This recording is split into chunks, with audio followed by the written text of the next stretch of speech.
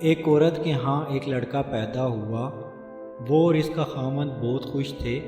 انہوں نے جب اپنے بچے کو پہلی بار دیکھا تو وہ بہت خوبصورت تھا، لیکن اس کے کان نہیں تھے۔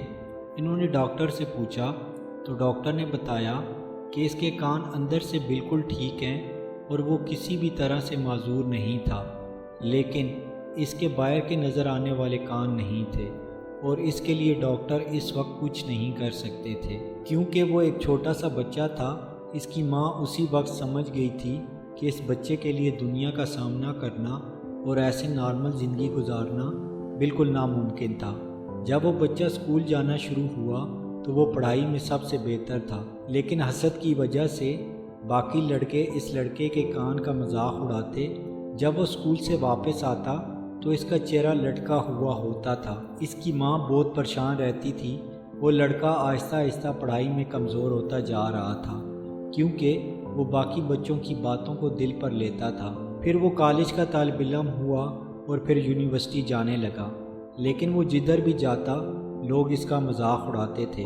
ایک دن اس کا باپ ڈاکٹر سے ملا اور بتایا کہ اس کا بیٹا احساس کمتری کا شکار ہو گیا ہے، اور کہا کہ کچھ ایسا نہیں ہو سکتا کہ میرے بچے کا کان ٹھیک کیا جا سکے۔ ڈاکٹر بولا ہو سکتا ہے، لیکن اس کے لیے کوئی ڈونر چاہیے ہوگا۔ لڑکے کا باپ 2 سال تک ادھر ادھر ڈونر کی تلاش میں پھرتا رہا۔ آخر ایک دن وہ اپنے بیٹے کے پاس آیا اور بولا کہ چلو اسپتال چلیں، تمہارے لیے ڈونر مل گیا ہے۔ اس کا بیٹا بہت خوش ہوا، پوچھا کہ کون اتنا عظیم انسان ہے۔ باپ نے بولا اس نے مجھے بتانے سے منع کیا ہے، بات سمجھو کہ یہ ایک راز ہے۔ آہستہ آہستہ اس کی پڑھائی پہلے کی طرح بہتر ہو گئی اور وہ ٹاپ کرنے لگا۔ اس کے کان کا آپریشن بھی کامیاب رہا اور باقی لوگوں کی طرح نارمل نظر آنے لگا۔ اس کی اچھی زندگی کا آغاز ہو چکا تھا۔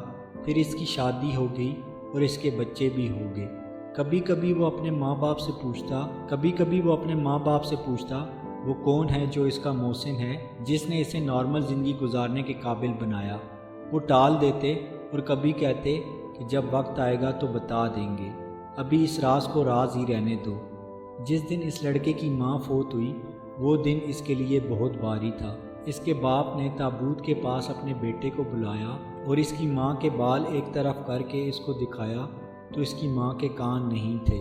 اس نے اپنے بیٹے کو بتایا کہ یہ وہ سب سے بڑی عظیم ہستی ہے جس نے تمہیں ایک نارمل زندگی گزارنے کے قابل بنایا۔ وہ لڑکا بہت رویا اور اس نے اپنے باپ سے پوچھا کہ کبھی کسی نے ماں کو تو عجیب نظروں سے نہیں دیکھا تھا کہ ان کے کان نہیں تھے؟